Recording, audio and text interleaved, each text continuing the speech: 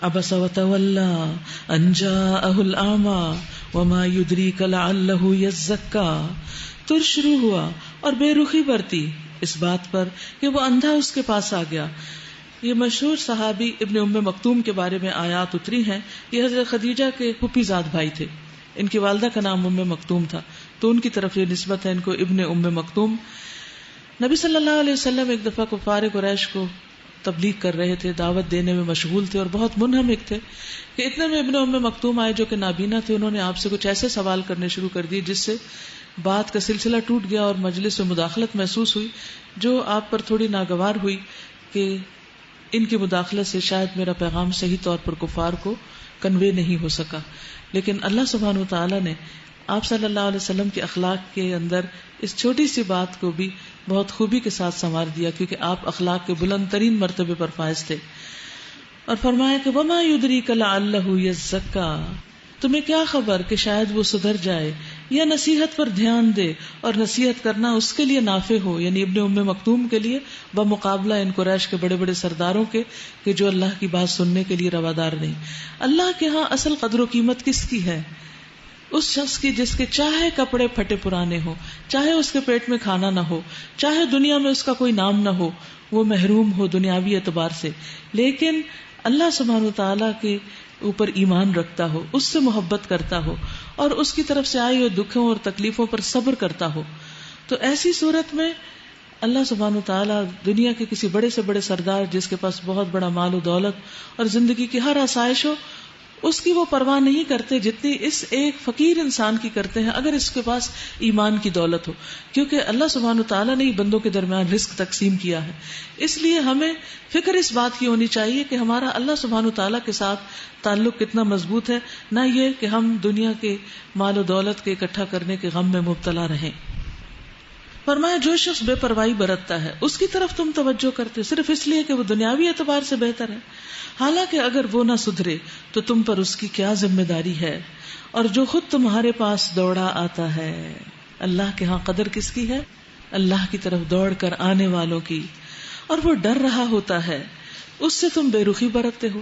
تو اس سے یہ پتا چلتا ہے کہ جو لوگ دین کی طرف دوڑ کر آنے والے ہوں, دین کے لیے مخلص ہوں, محنت کرنے والے ہوں, ان کی قدردانی زیادہ کی جانی چاہیے بنسبت صرف مالدار لوگوں کے, خواہ وہ دین کی طرف آئیں یا نہ آئیں. ہاں اگر وہ بھی دین کی طرف آئیں تو وہ بھی بہت قدر اور عزت کے لائق ہیں, لیکن ان اکرمکم عند اللہ اتقاکم, اللہ کے نزدیک تم میں سب سے زیادہ عزت والا وہ ہے جس کے اندر سب سے زیادہ تقویٰ ہے, اتقا ہے, جو سب سے زیادہ اللہ سے ڈرتا ہے.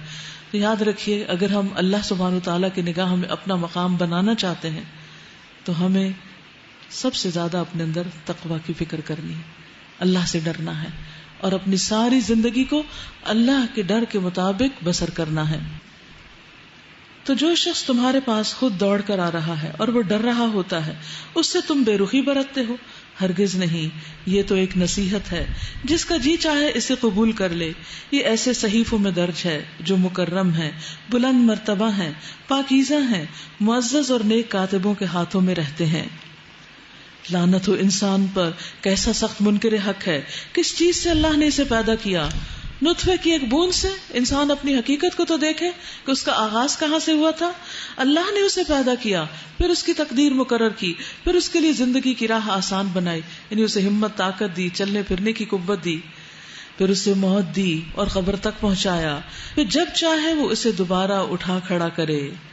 یعنی ہماری آزادی بس محدود دنوں کے لیے ہے, جب تک ہم زندہ ہیں. موت کے ساتھ ہی پوری طرح اللہ کے بس میں ہے.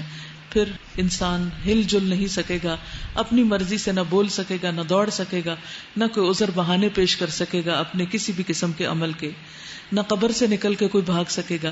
دنیا کی جیلوں کو تو توڑ کے انسان نکل جاتے ہیں نا, لیکن قبر کی جیل کو کوئی نہیں توڑ سکے گا. اور پھر جب اللہ تعالیٰ اٹھانا چاہیں گے تو قبر میں لیٹا نہیں رہ جائے گا, اور حساب کتاب کے لیے اس کو تیار ہونا ہوگا. ثم اذا شاء انشرہ کلا لما یقض ما امرہ. ہرگز نہیں, اس نے وہ فرض ادا نہیں کیا جس کا اللہ نے اس کو حکم دیا تھا. پھر ذرا انسان اپنی خوراک کو دیکھے. ہم نے خوب پانی لنڈھایا، پھر زمین کو عجب طرح سے پھاڑا، پھر اس کے اندر غلے اگائے اور انگور اور ترکاریاں اور زیتون اور کھجوریں اور گھنے باغ اور طرح طرح کے پھل اور چارے تمہارے لیے اور تمہارے مویشیوں کے لیے سامان زیست کے طور پر. فَإِذَا جَاءَتِ الصَّاخَّةُ آخر کار جب وہ کان بہرے کر دینے والی آواز بلند ہوگی.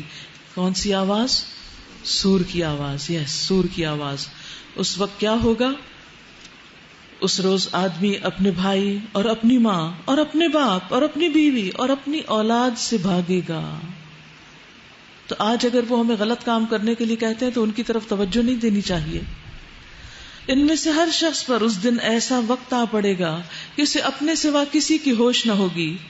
کچھ چہرے اس روز دمک رہے ہوں گے، حشاش بشاش اور خوش و خرم ہوں گے، اور کچھ چہروں پر اس روز خاک اڑ رہی ہوگی اور کلونس چھائی ہوئی ہوگی. یہی کافر و فاجر لوگ ہوں گے، یعنی ان کے چہرے بھی سیاہ ہو چکے ہوں گے.